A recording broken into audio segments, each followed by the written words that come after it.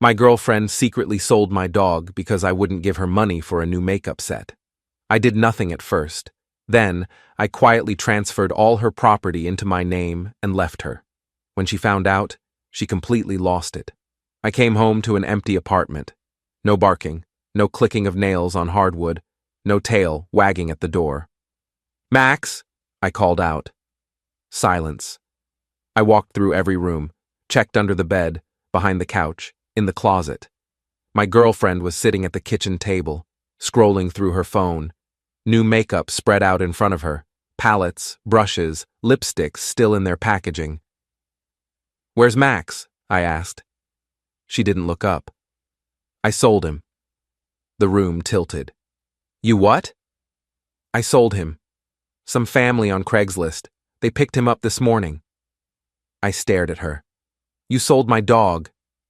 "Our dog," she corrected. "And I needed money. You wouldn't give me any for the makeup set I wanted, so I figured it out myself." My hands started shaking. "That was my dog. I've had him for 6 years. She finally looked up, shrugged. "He was just a dog. You'll get over it."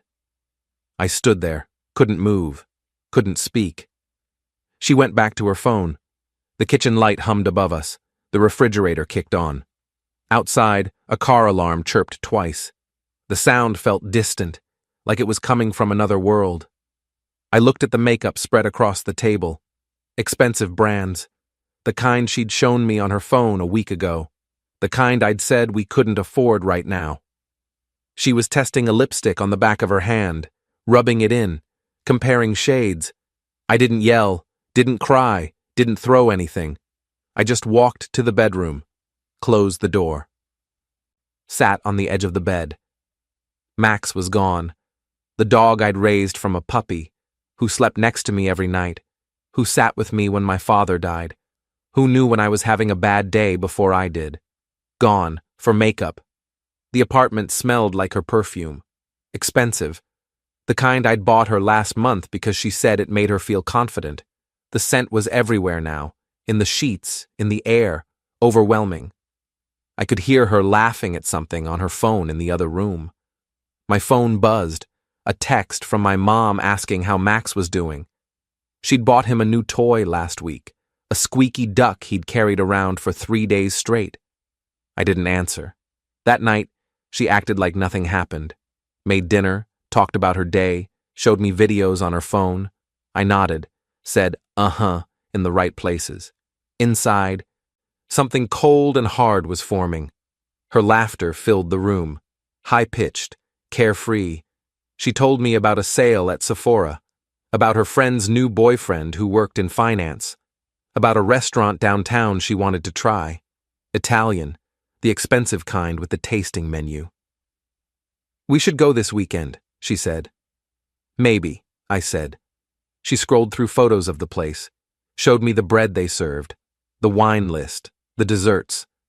I looked at her, really looked at her, the way she gestured with her hands, the way she tucked her hair behind her ear, the way she expected me to listen, to care, to smile, the way she'd dismissed Max like he was furniture she'd sold on Facebook Marketplace. "You okay?" she asked, halfway through dessert. "Fine," I said. "You're quiet." "Just tired."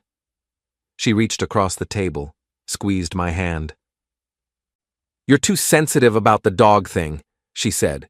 "Seriously, we can get another one, a puppy this time, something cuter." I pulled my hand back. "Maybe," I said. She went back to her phone. I watched her scroll, double-tap photos, leave comments, heart emojis, fire emojis. The glow of the screen lit up her face. She laughed at something, turned the phone to show me. I couldn't even register what it was. I didn't argue. I just nodded. The apartment was mine. My name on the lease, my furniture, my TV, my everything. She'd moved in 2 years ago with a suitcase and a smile, said she just needed a place to crash for a few weeks. Her roommate situation had fallen through. She had nowhere to go. I'd let her stay. Let her take over the second closet. Let her fill the bathroom with her things. Let her feel at home. "Just until I get back on my feet," she'd said. That was 2 years ago. Now I started paying attention. Her laptop, the one I bought her for her birthday, on my credit card, $1,500. Her car, the one in my name because her credit was bad. Monthly payments coming from my account, $367 a month. Her phone, on my family plan. Another line I paid for. Her jewelry, her clothes, her shoes, her everything, all purchased with my money, all in my apartment, most of it technically mine. I pulled up my credit card statements, scrolled back through 2 years of transactions, Sephora, Ulta, Nordstrom, Revolve, Zara, H&M, Forever, 21, Amazon, Target, hundreds of charges, some small, some large, all adding up. I did the math, over $40,000 in 2 years. $40,000 on someone who sold my dog for makeup. I didn't confront her. I waited. The days passed. She went to work, came home, scrolled through her phone, talked about nothing. I smiled. I nodded. I made dinner. She thought I'd forgiven her, thought I'd moved on. She started mentioning getting a new dog, sent me pictures of puppies, golden retrievers, labs. This one's so cute, she'd say. I'd look at the photos, say nothing. 3 days after Max disappeared, she asked for money again. There's this designer bag I really want, she said over breakfast. It's only $800. Only, I repeated. Come on, babe. You have the money. Not right now, I said. She rolled her eyes.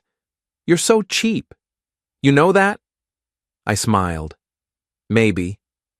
She went back to her phone, kept scrolling through photos of the bag. A Gucci. Beige with gold hardware. My friend just got one, she said. Everyone's getting them. That's nice, I said. She huffed, pushed her plate away. Whatever, I'll just save up myself. I sipped my coffee. She didn't realize I was watching, didn't realize I was counting every dismissive word, every entitled demand, every casual cruelty. She thought I'd given up. She had no idea what was coming. I started moving things that week, small things first, things she wouldn't notice missing. My grandfather's watch, my laptop, important documents, birth certificate, passport, social security card. I took them to a storage unit across town, rented it under my name. Cash payment. She didn't notice. Then I called a lawyer. I explained everything. The apartment, the lease, the car, the phone, the purchases. Everything in the apartment is technically mine, I said. She's not on the lease. Her car is in my name. Her phone is on my plan. Can I reclaim it? He was quiet for a moment. I could hear him typing. Legally, yes. If she has no proof of ownership and you're the sole leaseholder, you have the right to remove her and keep your property. What about her stuff, her clothes and things? You'd need to give her reasonable time to collect personal items. But anything purchased with your money that's titled in your name, that's yours. My chest tightened. Good, I said. Do you have receipts, proof of purchase? Everything. Credit card statements, loan documents, phone bills. Then you're covered. Just document everything. Take photos, make lists, and when you remove her, do it legally. Change the locks, but leave her personal belongings accessible. How long do I have to give her? A few hours is reasonable, maybe a day, enough time to collect essentials. Perfect.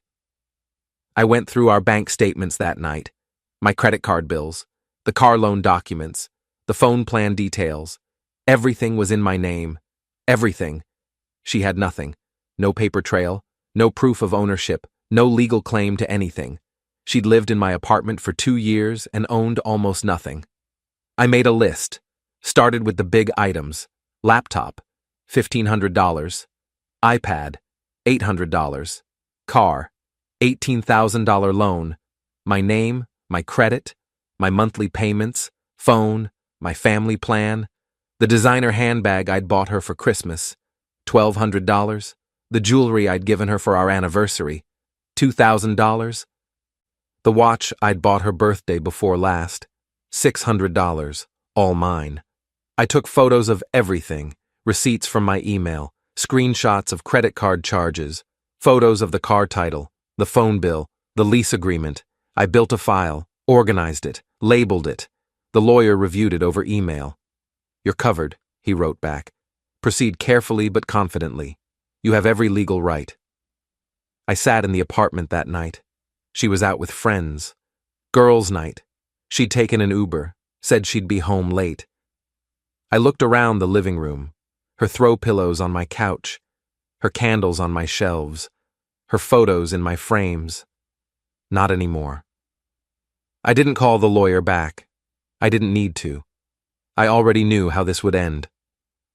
The next week, she went to visit her mother for the weekend. "I'll be back Sunday night," she said, kissing my cheek. "Miss me?" "Drive safe," I said. I watched her pack, watched her throw clothes in a bag, watched her take my car keys off the hook. "Love you," she called from the door. "You too," I said. The moment her car was gone, I started. I changed the locks first, called a locksmith, explained I needed it done immediately, paid extra for the rush. He had them done in 2 hours. New deadbolt, new knob, new keys. I tested them, locked, unlocked, locked again. Then I called the car dealership. "I need to report my vehicle," I said. "It's been taken without permission." "Stolen?" the woman asked. "Yes." I gave them the VIN, the license plate, the GPS tracking information. "We'll send someone out immediately," she said. They tracked it by GPS, found it parked in her mother's driveway 3 hours away. Called me at midnight. "We've recovered the vehicle. It's being transported back to your area. You can pick it up tomorrow." "Thank you," I said. I called the phone company next. "I need to remove a line from my family plan." "Can I ask why?" "It's no longer needed." "Okay. Which number?" I gave them hers. "Done. The line will be disconnected within the hour." "Perfect." I went through the apartment methodically, room by room, her laptop from the desk, her iPad from the nightstand, her designer handbag from the closet, the jewelry box from the dresser, the watch from the bathroom counter. Everything I'd paid for, everything in my name. I packed it into boxes, taped them shut, labeled them mine.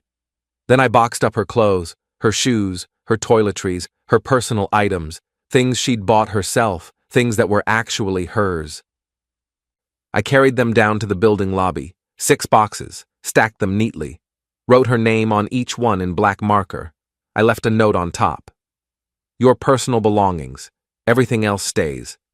I worked through the night, cleaning, organizing, removing every trace of her shampoo from the shower, her toothbrush from the sink, her hair ties from the counter, her magnets from the fridge, her books from the shelves.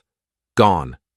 By Sunday morning, the apartment was mine again, empty, quiet, just like when Max was gone. But this time, it felt right. I sat on the couch, drank my coffee, waited. She showed up Sunday night at 7. I heard her footsteps in the hallway, heard her humming, then I heard her trying her key in the lock, once, twice, 3 times. "What the hell?" I heard her mutter. She tried again, jiggled the handle. Then the pounding started. "Open the door!" I sat on the couch, didn't move. "I know you're in there! Open the fucking door!" More pounding, harder now. The door shook. "This isn't funny, open up!" I sipped my coffee. Then her phone rang, or tried to. I heard her pull it out, heard the confusion in her voice. "What? Why isn't—" She tried again. "No service? What the fuck?" She pounded on the door again. "What did you do to my phone?" I set down my coffee, waited. 10 minutes later, she was screaming in the hallway. "Where's my car? Where's my phone? What did you do?" I walked to the door, stood right behind it, didn't open it. "Your things are in the lobby," I said through the door. "Everything else is mine. You can't do this, that's my stuff." "It's my stuff. I paid for it, my name, my money, my property. That's my car." "No. It's my car. My name on the title, my loan, my payments. I'll call the cops." Go ahead. My lawyer's already prepared for that. Silence.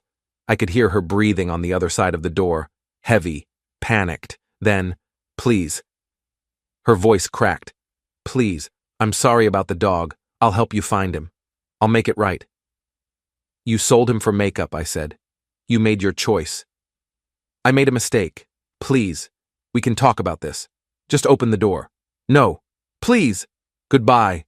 I walked back to the couch, heard her crying in the hallway, heard her trying to call someone on a phone that didn't work, heard her kick the door. You're an asshole, she screamed. A fucking asshole. I turned on the TV. Eventually, she left. I sat in the silence. The apartment was empty. No makeup on the counter, no throw pillows on the couch. No photos on the shelves, no Max sleeping by my feet. But it was mine. All mine.